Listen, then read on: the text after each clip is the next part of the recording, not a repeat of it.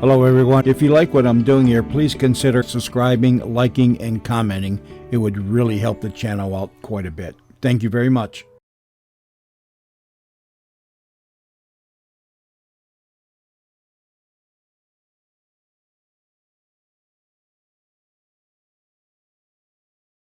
The CBS Radio Mystery Theater presents...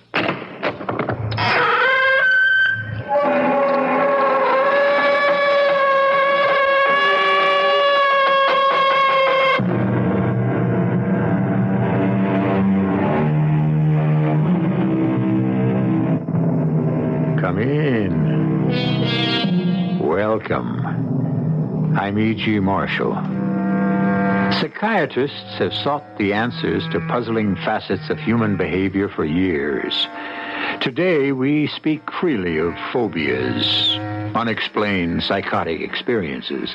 But in the year 1793, a humane, enlightened physician of the infamous mental institution at La Bicêtre, a hellhole by any description, was brought to trial for daring to treat mental patients like human beings.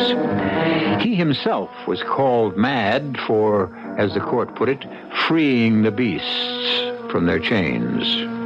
But as I said, times have changed. The story we're about to tell you about the horrors that took place in a similar institution is true. But it never really could have happened. Not here. Not yet. Not now. Stop it! Make them stop it, Doctor. That noise, please. It's just a summer night storm, Miss Agatha. You are safe here in the sanatorium. Yes. Nothing here can harm me. That's right. Now, go to sleep. I have to check on the other patients. Yes, Doctor. There are others here who need watching. The dangerous ones.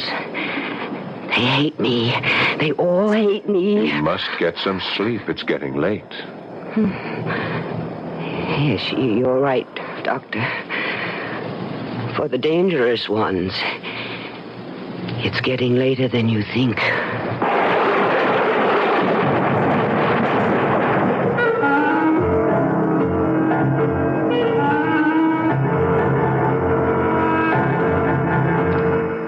Our mystery drama, Free the Beast, was written especially for the Mystery Theater by Ralph Goodwin and stars Paul Hecht. It is sponsored in part by True Value Hardware Stores and Buick Motor Division. I'll be back shortly with Act One. When you say but, you've said a lot of things nobody else can say. When you say but, you say you care enough to only want the king of beers. When you say Budweiser, you've said it all.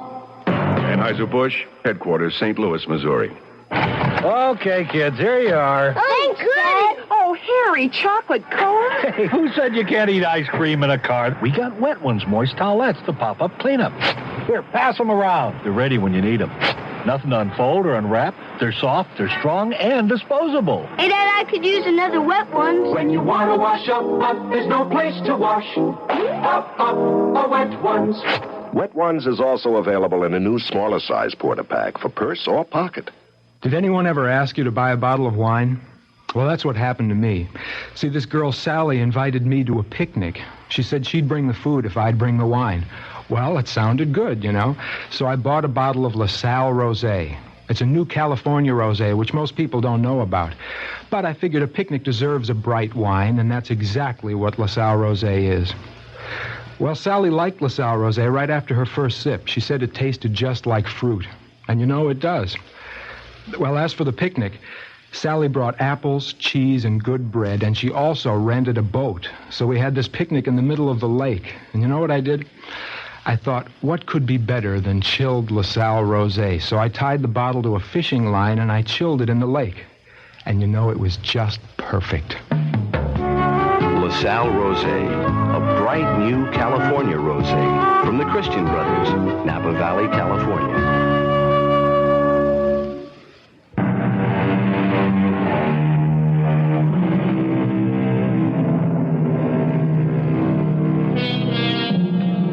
elderly patients at the formidable isolated Greenbrier Sanitarium have been restless all day. And now that night is closing in and the intensity of the darkening clouds increase, the doctors and nurses double their rounds.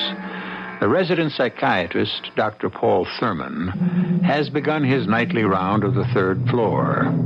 Patients on this floor, although completely harmless, do need his personal attention.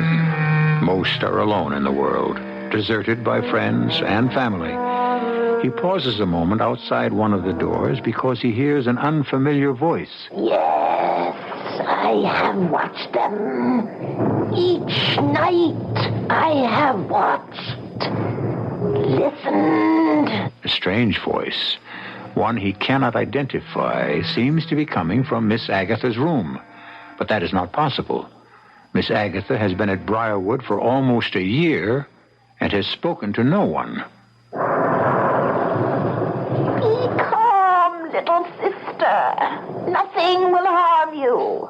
I've always looked after you, and I shall continue to look after you as long as we both shall live. Miss Agatha.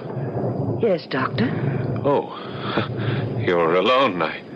I thought... Yes, Doctor? I could have sworn I heard... Heard what? Well, I thought... Strange, there's no one here in the room with you, and yet... Yet what, Doctor? I distinctly heard a voice. Oh, not your voice, Miss Agatha, but an older voice. A woman 70 or 80. You must be mistaken, Doctor. She called you little sister. I have no sister. Yes, I know that. But I do have a puzzle for you. A puzzle? Brothers and sisters, I have none. But that woman's mother is my mother's daughter.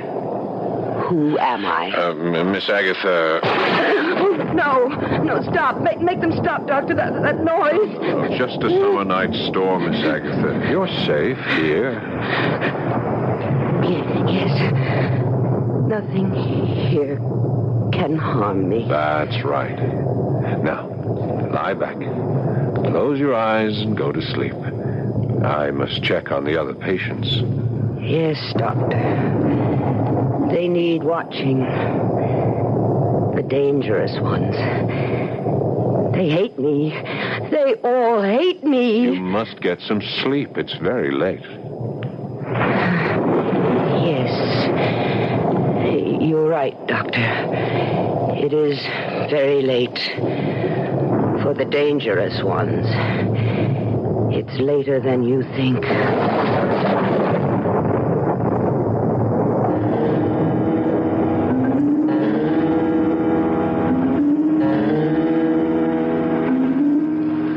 But I tell you, I heard it, Margaret. But it's hard to believe, Paul.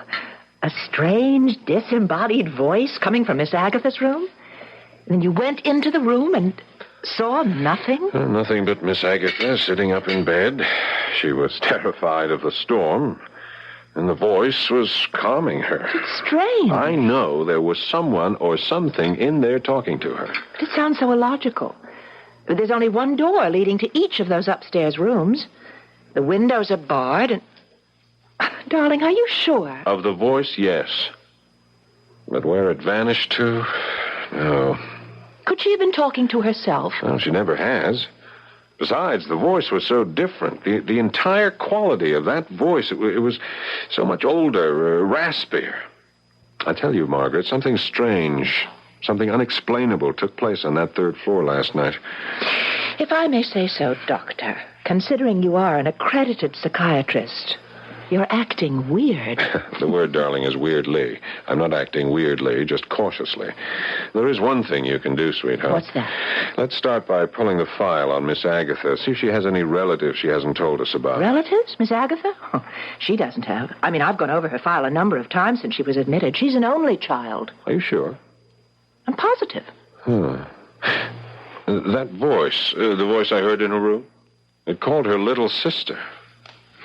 Look, Paul, I know I shouldn't attempt any psychiatric explanations, but You know how lonesome Miss Agatha is, never making friends with the other patients here. What are you getting at? Well, it's a theory that's usually applied to children. But considering how far Miss Agatha has regressed, isn't it possible that she's invented a playmate, a protective playmate, an older sister? That's a good try, but just you concentrate on being beautiful, huh? Let me concentrate on what I heard in that empty room last night. You still insist there was someone in there? Someone or something. I know that's, as you say, weird for an accredited psychiatrist to suggest. But go through Miss Agatha's file once more. And if she hasn't got an older sister, well, we better start looking for an 80-year-old patient in this institution who can walk through walls.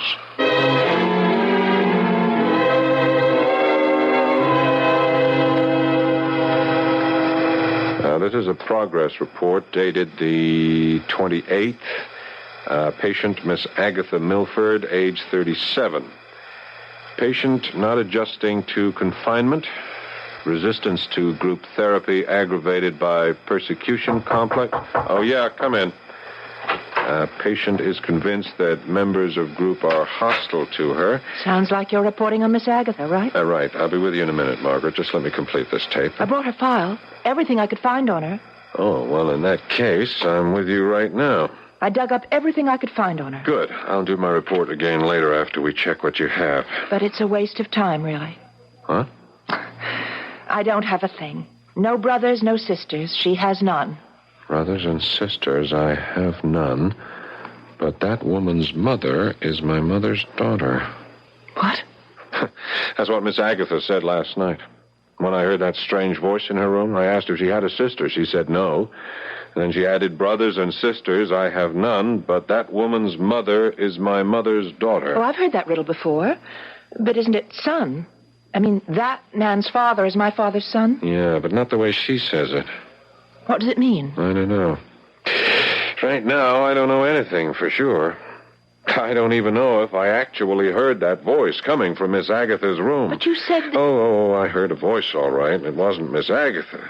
It sounded like it came from her room, but could it have come from somewhere else? Where? The rooms are 30 feet apart. If it came from the next room, if Mrs. Haverstrom's room, No, it couldn't have come from Haverstrom's room. I passed there. All was quiet. It came from the far end of the hall. I wonder... What? Oh, no, never mind. Let's see that file, huh? Here you are. Oh, and talking about Mrs. Haverstrom. Yeah? Well, she and Miss Agatha got into another one of their brawls this morning. Oh, no. What about? Same thing. Miss Agatha still insists that the gold locket Haverstrom wears around her neck is hers. You know, the one with the picture of Haverstrom's father in it. Yeah, what's this? What's this entry here? It's hardly legible. Look, it's some sort of legal document. It seems to be rain damaged. Well, what is it? Adoption papers. Adoption paper? Yeah. 1936 or 39. I can't quite make it out. An adoption agency in Greenville Township. That's just across the county line. The name on the document is Milford. Yeah. That first name looks like it could be Agatha. Yeah? You know, I bet if we checked this out, we'd find it's Miss Agatha who was adopted. But it's funny she never mentioned it. Well, she may not know. Most adopted children are never told. Agency records are confidential. But I think we've come up with a lead. A lead? When she doesn't know she's adopted and agency records are top secret? What kind of a lead is that? That's a tough one, I'll admit. But with a little digging, we may find out more about our strange Miss Agatha. Now, what was that about the locket?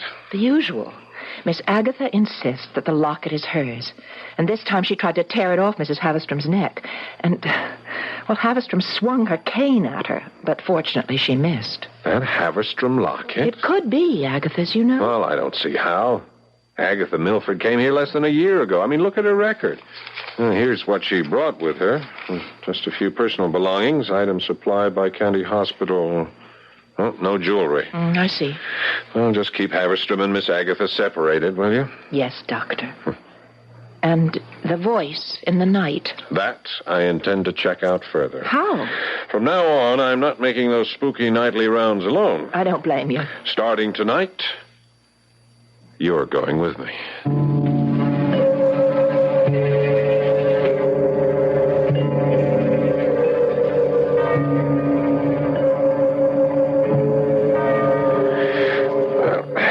10 o'clock. Time to make the rounds. Someone covering for you down here? Yes, one of the matrons. All right, let's be off, shall we? Just a few more steps to the top. Oh, careful. Careful, the railing here is not too secure. Railing? This entire third floor is ancient. If you ask me, we ought to close down the whole building. At least this crumbling railing should be replaced. Paul, if you'd only talk to the correction board, they might be... What's that? I don't know. It's coming from the far end of the hall. Miss Agatha's room? Let's see, shall we? Yeah, those are the same sounds I heard last night. Don't cry, little one. There's no need to cry. I'm here with you always. That! The other voice. Did you hear it? I don't know. I heard the wind. You are not alone, little sister. You need fear nothing or no one. Do not cry. I will never leave you.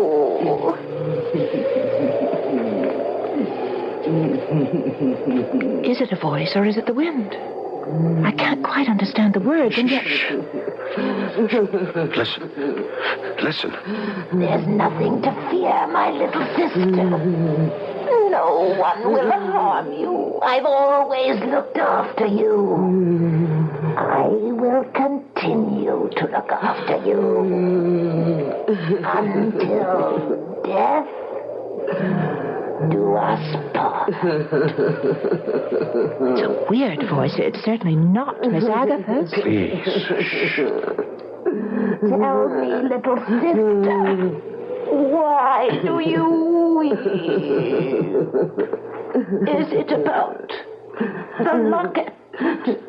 Your locket? The one that's been taken from you? Yes, the locket.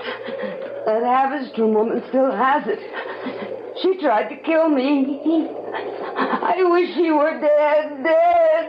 She's talking to herself about that fight she had with Mrs. Havistrom this morning. Yeah. Or is she talking to herself? I want it, sister. I want it. That locket is mine. Mother gave it to me. You were there. You remember? Yes, I remember, little sister. The locket is yours. And you shall have it. I promise. Wait. Don't go. I must, little sister. I must. The voice. Listen, it's fading. Quick, open the door. I can't. It's locked. The keys. Use the keys. Sister, please, come back. Damn it, the keys. I don't have them. Miss Agatha. Miss Agatha, it's Dr. Thurman. Let me in. No, doctor, go away. I'm asleep. I must rest. Please, Miss Agatha, Nurse Palmer is with me. I must talk to you. Please. Please let us in.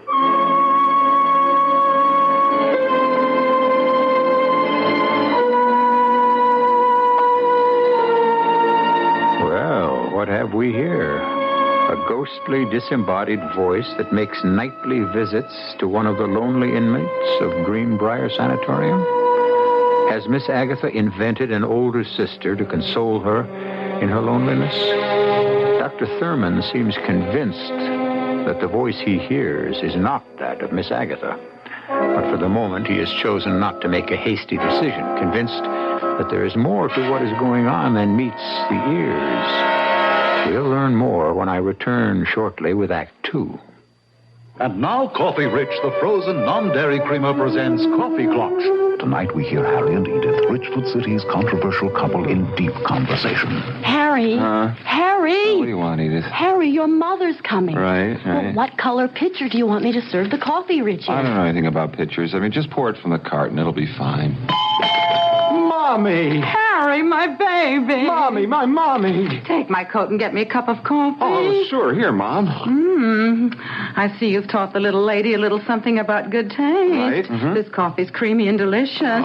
Edith must be trying to impress me by using Coffee Rich. Hi, Mother. You noticed the Coffee Rich. It's really convenient. You just keep it in the refrigerator. When I heard that Edith, you made two good choices in your life. You married my Harry, and now you're serving Coffee Rich. Why don't you quit while you're ahead? And so we shall. Take it from Harry's mommy and try delicious Coffee Rich yourself. Coffee Rich in your grocer's frozen food case. You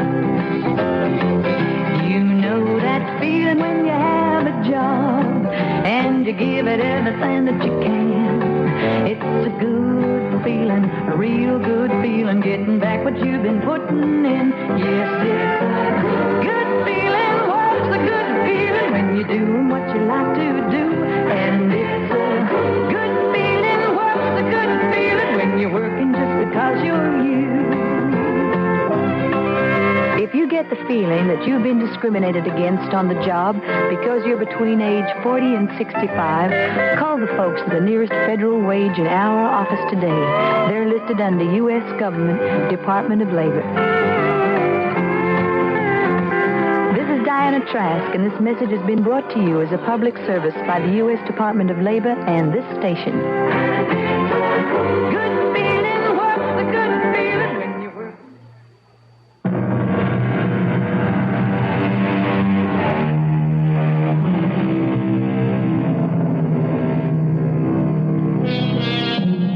Over 600 years ago, back in the 15th century, two scholarly monks compiled a book of horrors called Malleus Maleficarum, a definitive study of mental illness that proved conclusively that the poor tortured souls chained in the snake pits were not ill, but unwillingly possessed by demons and witches. Two cures were suggested by these enlightened scholars: cleansing fire to be used against witches, and torture on the rack to discourage invading demons. It is recorded that both of these cures worked permanently, but that was yesterday. Morning has come to Briarwood. The strange voice that haunts the third floor still remains a mystery. Dr. Thurman is seated in his office, recording the case history of the frightened, uncommunicative Miss Agatha Milford. The possibility of schizophrenia exists. Further testing is called for. Oh, yes, come in. Hey, good morning, Doc. How's it going? Oh, Connolly, I'm just taping more about that strange experience I've been telling you about. Hang on a minute, I'll shut off this tape recorder. You know, that's a great way to keep records. Yeah. I've been meaning to buy one of those gadgets for the agency. How's our suspect, Miss Agatha, doing? Oh, please, let's not refer to her as a suspect. She's a patient, one we know very little about. That's why I called you in. Did you have any luck tracing those adoption papers? Is the agency still in existence? You know, you're lucky, Doc. That adoption agency is still in existence, and I was able to get a look at their files. I got it all right here. I appreciate the effort you're putting into this. Well, you're an old friend, Doc. For clients, we do the possible. For friends, the impossible. Thanks, Connolly. Would you let me see the file? Now, hold it. This is a favor, right, Doc? So why don't you let me read it to you? Feed you a clue at a time so as I can get more than just one pat on the back for being so clever. Yeah, sounds like you hit the jackpot. Yeah, kind of. Now, to understand this complicated dossier, we'll have to start here on page 7 and work our way backwards. Connolly. Relax, will you, please? Let's see. First, we have the patient's transfer from Greenfield to Briarwood, the newspaper clippings, then the murders. Murders? I'm coming to them. Here we are. Milford, Agatha, natural parents. Natural? Your hunch was right, Doc. She was adopted. Then the name of the child on the adoption papers, the name we couldn't read? Agatha Ann Milford. Adopted daughter of Charles and Henrietta Milford. Her real mother was named Mason. Carrie Lee Mason. She worked as a lab technician at Mercy Hospital. That's where the child was born. A few months before the trial took place. Trial? Yeah. It seems Miss Agatha's mother was some sort of nurse's aide at the hospital, took care of terminally ill patients. And she was a very sympathetic woman. Unfortunately, too sympathetic. What does that mean? Well, according to these newspaper clippings I dug up at the library, dated September 1939, the supposedly kindly Mrs. Mason was accused, and later convicted, of the murder of 6 of her patients. She simply turned off the oxygen supply and let nature take its course, which, of course, was inevitable. Only the jury judged it to be murder in the first degree. Oh, poor woman. Watching those patients suffer day after day. Wasn't the pressure that she was under taken into consideration by the court? Ah, but that's just the point. Evidence in the trial showed that she was under no pressure at all before, during, or after the murders. According to her testimony, she just followed orders. Orders? She said a voice told her to do it. It's all here in this newspaper account. It seems our Mrs. Mason heard voices in the night. Voices that calmed her and comforted her in times of trouble. And voices that told her how to comfort others. Good Lord.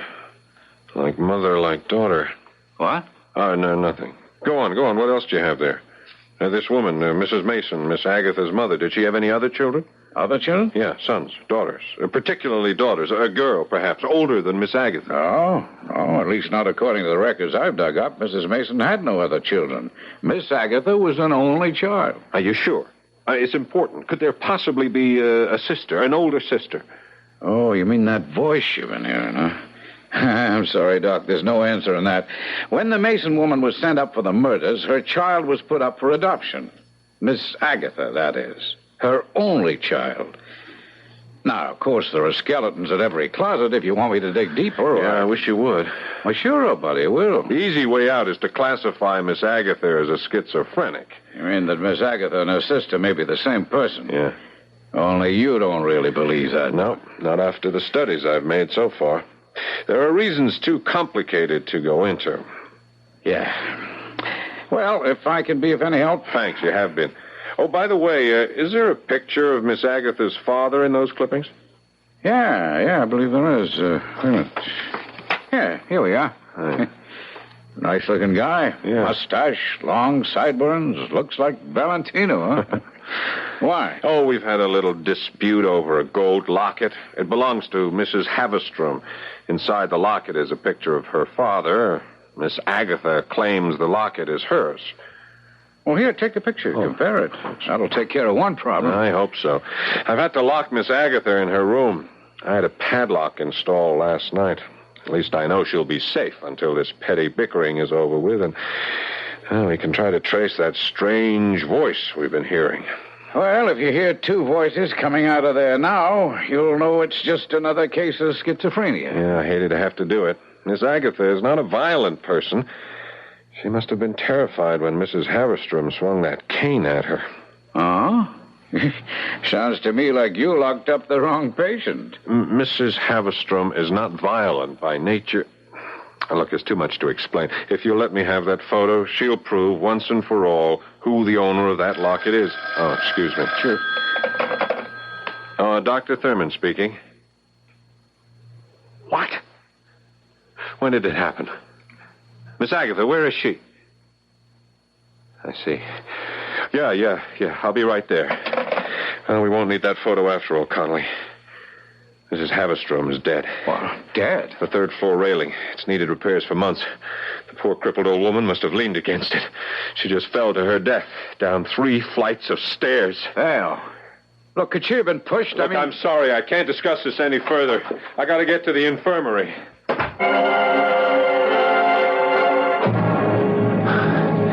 Slow down, Paul. I can't keep up with you. I'm sorry, Margaret. I'm anxious to check out Miss Agatha's room. I just don't understand how Mrs. Havestrom got out of her room and over to that shaky railing alone.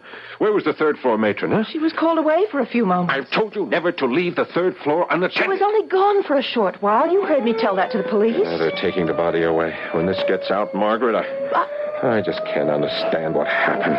Come on, let's get to Miss Agatha's room. All right, Doctor. I'm sure you'll find everything in order. Door locked since last night, as per your instructions. Padlock on, also locked. I don't think so, Miss... Connolly, what are you doing up here? Just a little checking, Doc. What I found isn't too pleasant. Who is this man? I'm sorry, Margaret, this is Charles Connolly, detective. Detective? Private detective, a friend of mine. He's been checking into Miss Agatha's background for me. Whatever for? I wanted to find out more about her. I told him about the argument she had with Mrs. Havestrom over that locket. That Havestrom woman didn't fall down that flight of stairs by accident. What are you trying to say, Connolly? The woman was dragged from her room and tossed through that rotted railing. She was murdered. What? Well, I didn't say anything in front of the police. I mean, they accepted it as an accident, but someone carried her to that railing and pushed her over. My guess would be Miss Agatha. But that's impossible. She's been locked in her room since midnight. Well, that remains to be seen. Where's the room? At the end of the corridor. But even if she did get out, she couldn't lift a 200-pound arthritic patient like Mrs. Haverstrom. The woman wasn't lifted. She was dragged along the floor. I found black heel marks leading to the edge of the stairs and the end of the broken railing. Let's get to her room. Okay, right with you, Doc. How could Miss Agatha get out of her room? It was bolted from the outside, reinforced by a security lock. It just doesn't make any sense. Well, I'm afraid there's just no other answer. There's got to be another answer. Huh? Up ahead. You see that room at the far end of the hall? Huh? Well, that's Miss Agatha's room. And even from here, you can see that the padlock is still on and it's still intact. Well, I'll be... Yeah, not a mark on it. It sure looks okay. It's solid, sturdy. Who has the key? I do. If you gentlemen will step aside,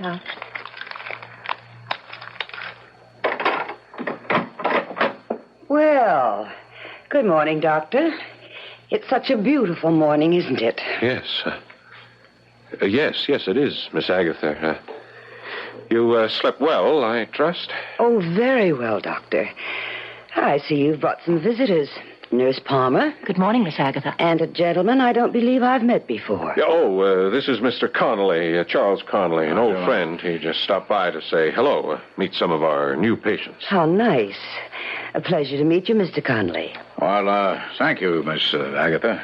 And may I say you've come to the right place. I beg your pardon?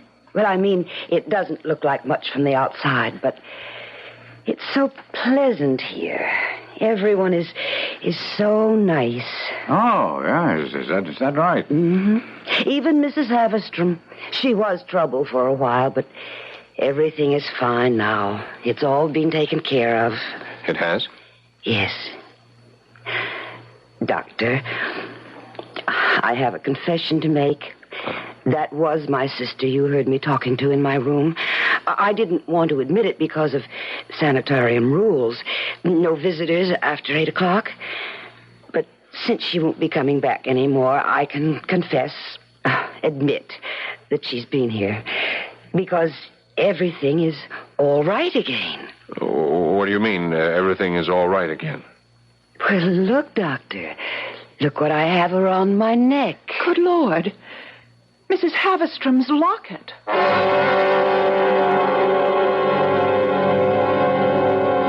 Despite evidence to the contrary, Dr. Thurman still insists that his initial psychological diagnosis of Miss Agatha was correct. Convinced that this frail, frightened woman could not possibly be involved in anything as horrible as murder, let's hope Paul Thurman is right. Because if he is not, he could be dead wrong. We'll learn more when I return shortly with Act 3. If you want the Father's Day gift you give to be used, give something useful. Hi, Pat Summerall here with just one of the many useful Father's Day gifts you'll find at your True Value hardware store. Black & Decker Mod 4 tools. Right now, True Value hardware stores offer the Black & Decker Mod 4 trim and shear kit, 2 cordless electric garden tools for less than you'd pay for comparable tools separately. You get a shear head, a shrub trimmer head, and the interchangeable energy pack and recharger to fit both. The Mod 4 grass shear cuts where the mower can't reach, around the perimeter of an acre, on an overnight charge. The shrub trimmer cuts 30 minutes or more on an overnight charge. And the energy pack and recharger fit several other Black & Decker Mod 4 tools as well. The Black & Decker Mod 4 trim and shear kit is just one of the many useful Father's Day gifts you'll find at participating True Value hardware stores. And you can charge it on Master Charge at many stores. Just tell them Pat Summerall sent you. Your carpets and rugs get dirty. This is Carmelita Pope from Magicist. It's unfortunate, but most people have dirty carpets and rugs in their homes. Since they should be cleaned once a year, the question isn't whether to clean, it's who should clean them. Before you rent a do-it-yourself machine, ask yourself if you know the type of fiber and dye in your carpet. Also, do you know the proper chemicals to use in pre-spotting to ensure the best results in removing stains? Do you know the best cleaning method for the construction and condition of your carpet? If you don't have those answers, call Magicist. Sure, it costs more, but you get so much more. Like the most modern equipment and methods, and bonded uniform workmen who know that their livelihood depends on doing a better job than anyone else. Call Magicist. See your white pages. Chicago phones 378-8600. Bank cards welcome. And remember, Magicist sells rugs, too. Magicist and get your whole house Magicist clean. Ask about Wisconsin Dells tickets free with the Magicist order. This is WBBM Chicago.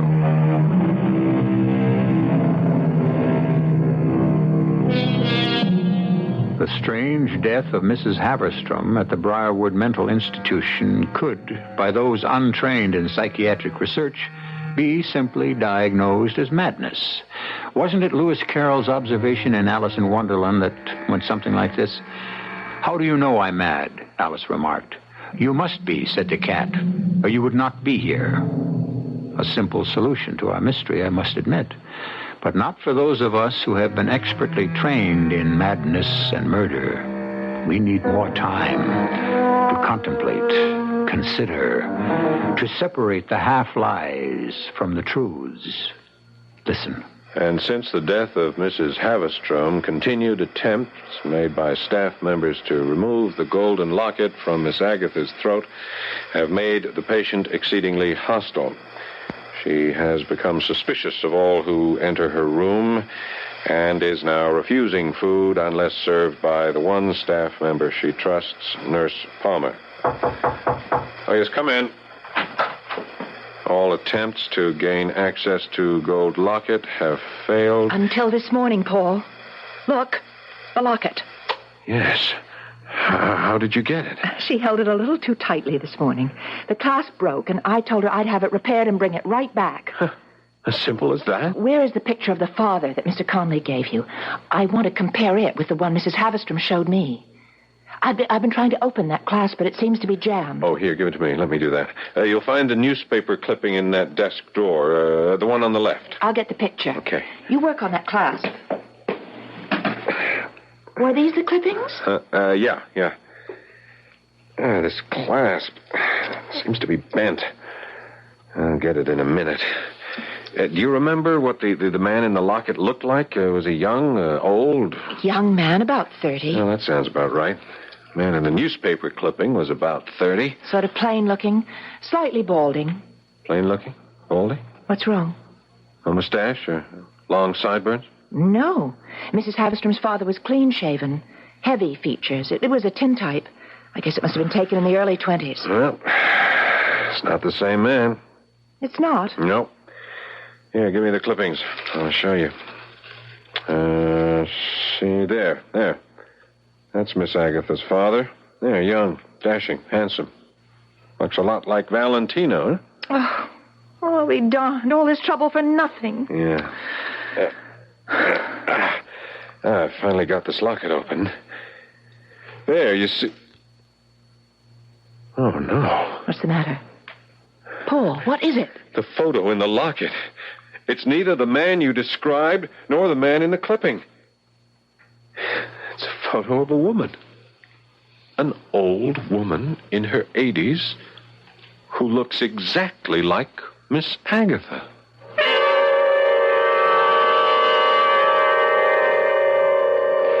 And so I rushed right over to your office, Mr. Conley. I brought the locket with me. And inside you'll find the picture of that strange woman that we found when we opened it. Could I see that locket, Miss Palmer? All right, but I have to bring it right back. Miss Agatha found out I showed it to Dr. Thurman. She's very upset. She says she told her night visitor, you know, the avenging sister, about Dr. Thurman refusing to return her locket. Which means he's next on her list. Or somebody's list. Can I look at that locket, please? Oh, yes, of course. Here. Thank you. The clasp is still jammed, so I left it open, you see. Mm-hmm. Now, that's the photo that we found inside the locket. It looks exactly like Miss Agatha, only 30 years older. Yeah. Yeah, it does, doesn't it? And you have no idea how this photo got in here, hmm? No. I mean, we still have no idea how Miss Agatha got the locket in the first place. The last time I saw it, Mrs. Havistrom was wearing it. Yeah, I know. And when Mrs. Havistrom fell through the railing to her death down that flight of stairs, Miss Agatha was locked in her room. How many keys are there to that padlock? You still insist Miss Agatha had something to do with Mrs. Havistrom's death. But in order to do that, she'd have had to have help from the outside. An accomplice at the sanitarium. How many keys, Miss Palmer? 2. Mine and Dr. Thurman's. Oh. Since Dr. Thurman is an old friend of yours, I suppose that puts me in the category of being a prime suspect. No, I didn't say that. You did. But you didn't say I'm not. If anyone had the opportunity to assist Miss Agatha in this, what you call, madness, I did. Yeah, Miss Palmer, I've thought of that. I mean, you turned the 3rd floor over to a matron that night, right? Then sent her on some sort of errand. What do you mean, some sort of errand? We have a diabetic patient under our care, Mr. Conley. I sent the matron to give that patient an insulin shot. Was the patient on the 3rd floor? No. No, she's in Ward 1 on the main floor. Then that would leave the 3rd floor unsupervised, huh? And it would give you time enough to accomplish whatever you wished. Unobserved. I resent this. Time enough maybe to smother Mrs. Havistrom with a pillow, drag her to the top of the stairs, and toss her to her death through the rotted railing. Is that an accusation? No, Miss Palmer. It's just a theory. All right. And how do you explain the locket that we found around Miss Agatha's neck? Well, you have a key to her room. You could have slipped in, placed the locket around her neck while she slept. And the photo, Mr. Conley? I assume you have an answer on that, too. Where would I have gotten a photo of an old woman who looks exactly like Miss Agatha? From one of the newspaper clippings I left with Dr. Thurman. The Carrie Lee Mason file. A duplicate of the one I keep here in my desk drawer. Would you like to see the clipping, Miss Palmer? A recent clipping? Mr. Conley, I've been patient until now. Here is what Carrie Lee Mason looks like today. The same photo. It's exactly the same as the one in the locket. Oh, not quite, Miss Palmer. You see, the prison guards have been cut away to make the photo fit in the locket frame. Easily enough done with, a pair of surgical scissors. I've had enough. I haven't. Now, I've checked out the sister theory Paul Thurman keeps insisting on, and so far I've come up with nothing. My partner Ross is out on it right now. You've had less than 48 hours. He's going to come up with nothing, Miss Palmer. The prisoner's in Greenville. He's there now checking their records, and it's a waste of time. If you don't find any record of an older sister, then there has to be some other answer. Because I'm not it. Oh? You forget. The night Dr. Thurman heard that strange voice coming from Miss Agatha's room, that second night, when I went with him to check it out, I was standing right alongside of him, outside the room. Yeah, that's true. Right, if you can explain how it's possible for a person to be in 2 places at the same time. Oh, that's very simple, Miss Palmer. The voice Dr. Thurman heard could have been on tape. Tape? Yeah. You do make it a practice to record patient histories on tape, do you not, Miss Palmer? I heard Dr. Thurman making such a recording when I stopped by his office. Who transcribes those recordings, Miss Palmer? I do. Excuse me. I won't be a minute. Hello? Connolly? Oh, it's you, Ross. What? Well, what new development on the Mason file? You just found out what? Yeah, I'll meet you at the sanitarium. And then notify the police. Nurse Palmer will be with me. We're leaving right now. Bye. What was all that about? There's no time to explain now. How fast is that car of yours? It's not mine. It's Dr. Thurman's. It's a sports car. It can do 100 if you open it up. Well, baby, we're going to open it up. We got to get back to that sanitarium, and let's hope we make it in time.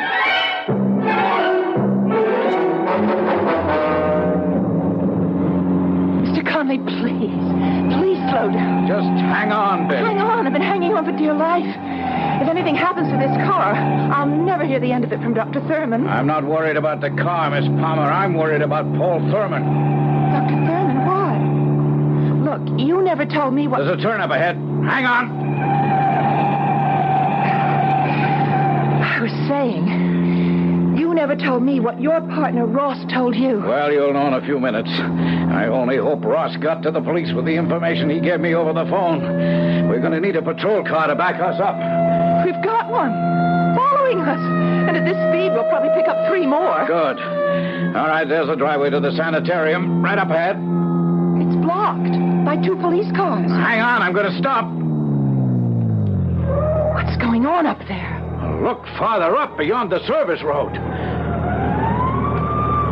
Fire engine? Oh, look at the smoke. Oh, my God. Briarwood's on fire. Come on. That building is a death trap. I've got to help the patient. Wait. Your patients are all right. They've all been evacuated. Look, over there in the clearing, the matron's got them out. Oh, thank God. I don't see Paul. Dr. Thurman. Probably still in there. That's why Ross called. Oh, I'm so confused. Ross was calling from the prison. Mrs. Mason wasn't there. She'd been showing signs of violent behavior and was transferred to a hospital for psychiatric testing. Now, that was a few days ago, just before you started hearing that strange voice coming from Miss Agatha's room. You don't think It's the only answer to all this. Madness. Security at the hospital is not like security at the prison. Ross checked. They've been looking for her since Friday. I think she's here. Here? But how would she find out? I don't know, but somehow she did. Just look at the pattern, Miss Palmer. Patients warned, evacuated in time, everyone out, safe, but Paul Thurman. Now, remember, Mrs. Mason considered herself a humanitarian. I believe she set that blaze to destroy Briarwood and the man who kept her daughter prisoner there. Hey, he's right, Margaret. Oh. I saw her. I saw the face in the locket. She burst into my office, smashed everything she could get her hands on. Within moments, everything was ablaze. Oh, Paul, are you all right? Yeah. I managed to get out somehow after I released Miss Agatha from her locked room. But that poor crazed woman is still in there. Last time I saw her, she was clawing her way up the blazing staircase, calling out, "Where are you, little sister? Don't be afraid. Mother is here." The place is an inferno. We've got to get her out of there. It's too late. The walls are starting to go. Oh, if she's still in there, she's a goner.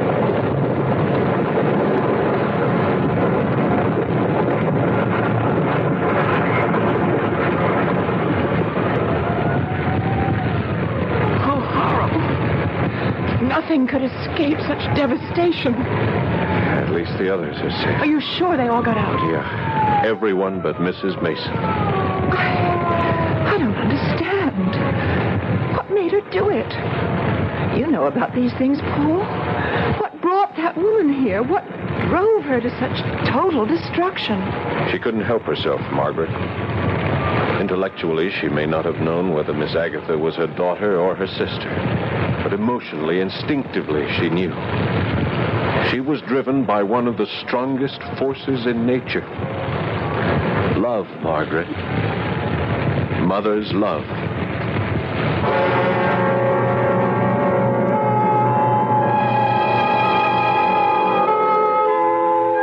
According to the police report, only one charred body was found in the ruins of what was once Briarwood Sanatorium. It was found half buried at the foot of the stairs. Police reports do not give details, but they say, clutched in one blackened skeleton hand, someone found a key to a padlock. I'll return shortly. To the man who bought the Skyhawk, to the girl in the Century, we're glad you like your Buicks, glad you set your spirit free. And to the family from Ohio, to the folks up in St. Paul, nice to see you join us, nice to see you all. Say, that Buick Century of yours is some car. Thanks, we like it. Yeah, and that tie you have on is really nice. Oh, thank you. Yeah, I see you have the V6 engine. Look at all that room. Isn't that something? I'll tell you something else that's something. Over 400,000 people have already bought 1976 Buicks. I bet they're really nice people. Do you think they'd like to come over for dinner? All 400,000 of them? Well, I suppose we'd have to borrow some folding chairs. Yeah, wait a minute. Your mother has a couple. Yeah, we'll make it. It's nice to see you join us. We're glad it came to be. Nice to see you join us.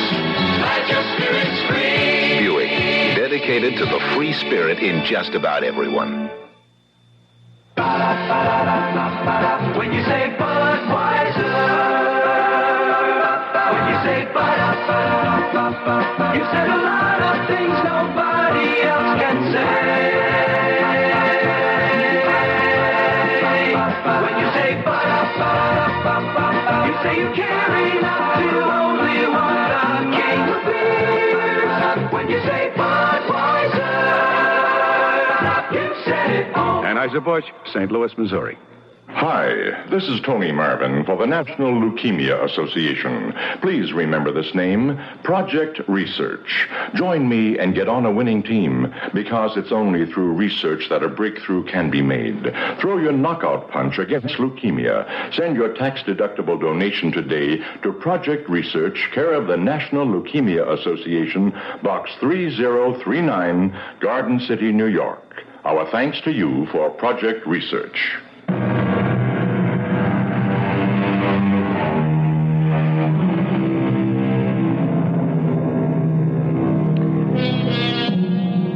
What is sanity? I'm sure many of us often wonder who is sane and who is not.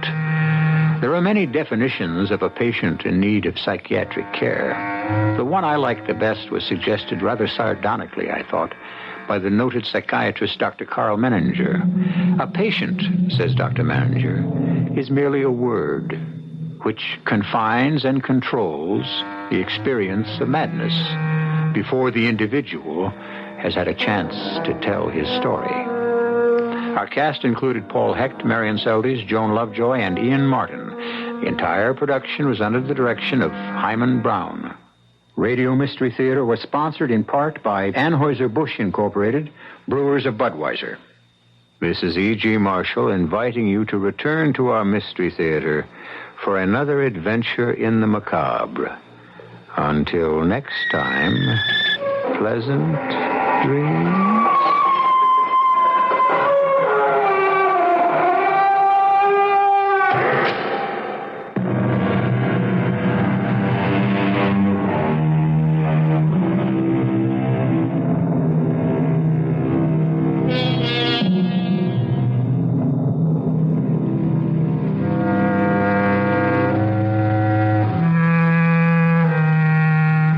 CBS News follows on WBBM Chicago.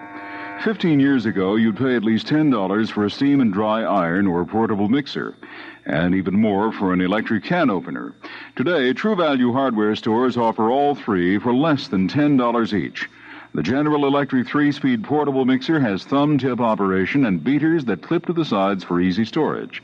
The easy cleaning can opener features hand-free operation and a cutting assembly that removes for thorough cleaning. Get either of these GE appliances for just $9.88, or choose the General Electric steam and dry iron for only $9.99. Its heat selector dial makes it ideal for most fabrics, and the 25 steam vents assure adequate steam to remove deep-down wrinkles or set professional-looking creases. Take your choice of 3 GE portable appliances and pay less than $10 each. They're just a few of the values you'll find at participating True Value hardware stores. For the store nearest you, look under Hardware in the Yellow Pages. If you live in or around Edison Park, Northwest Federal Savings has a surprise for you. Now there's a Northwest Federal Savings Center in Edison Park, and it's open 6 days a week, Monday through Saturday, from 8 a.m. to 6 p.m. That means you can stop by before breakfast or on your way to catch your bus or train or on your way home in the evening. It's especially convenient for commuters because the new Northwest Federal is at the corner of Northwest Highway and Oxford Avenue, just down the street from the Edison Park train station. Or if you take a bus, CTA bus number 68 goes right by the front door. And if you're driving, so will you if you take Northwest Highway through Edison Park. They're having a grand opening celebration now, and you can choose from over 30 name-brand items in the bandwagon of gifts, all free or at greatly reduced prices when you save $250 or more. So come in and get acquainted at the new Northwest Federal Savings Center at 6665 Northwest Highway in Edison Park, and take home a free registered keychain just for stopping by early or late. It's Northwest Federal Savings Time, 63 hours a week. CBS CBS News. Congressman Wayne Hayes is reported to be coming out of his coma in a Barnesville, Ohio hospital after an apparent overdose of medication.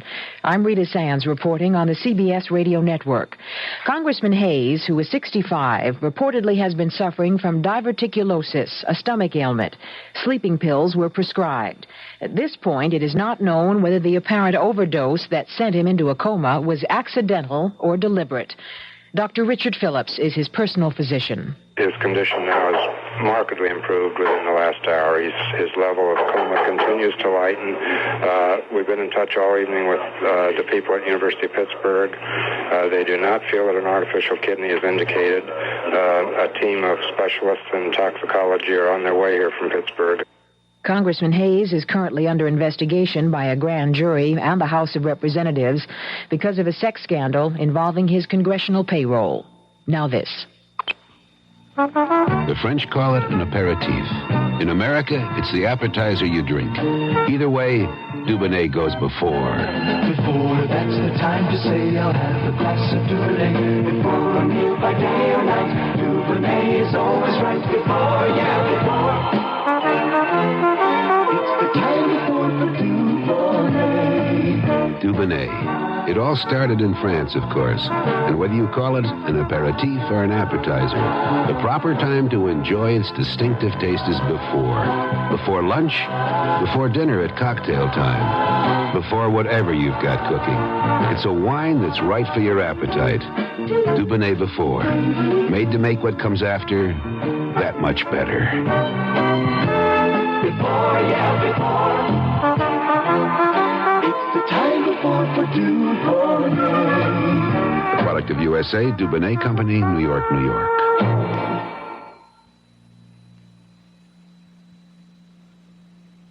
The Missouri State Campaign Director for Ronald Reagan has accused Ford supporters of trying to interfere with delegate selection at the Missouri State Convention. 30 delegates were selected Thursday. Mr. Ford was given 15 and Reagan 12, with 3 uncommitted. Reagan Campaign Director John Powell said that a credentials challenge filed by President Ford's state campaign chairman was a blatant attempt to deprive duly elected delegates their right to choose a representative at the national convention. First Lady Betty Ford says that Reagan had approached Ambassador to Great Britain Anne Armstrong about running for vice president with him. Mrs. Ford says Mrs. Armstrong declined. Mrs. Ford was asked about Democrat Jimmy Carter, who appears to be a cinch for the Democratic presidential nomination. The First Lady said she thinks Carter is a wise politician, but an unknown quantity. In Philadelphia, to speak to a newspaper publishers association, Senator Hubert Humphrey talked of who he sees as a good candidate for the Democratic vice presidential post.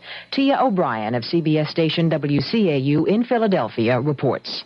Senator Humphrey says he doesn't think the Democratic Party will have any problem uniting behind Jimmy Carter, but he qualifies that by saying the vice presidential spot will play a key role in bringing Democrats together. Humphrey says his colleague, Minnesota Senator Walter Mondale, is a serious candidate for the position as Carter's running mate. I think we'll make it very well. I hope that as a matter of fact, I think it'll be important who is on that vice presidential slate, and I hope my colleague, Senator Mondale, will be there. I think he'd do a good job. Humphrey says he has no plans to make a statement, at least for a few days, aimed at urging uncommitted delegates in states like New Jersey to support Carter. But he adds he has released all of the uncommitted delegates who have indicated they would have backed him. Humphrey says he is relieved his unofficial presidential campaign is over, and now he will concentrate on his re-election in Minnesota to the Senate.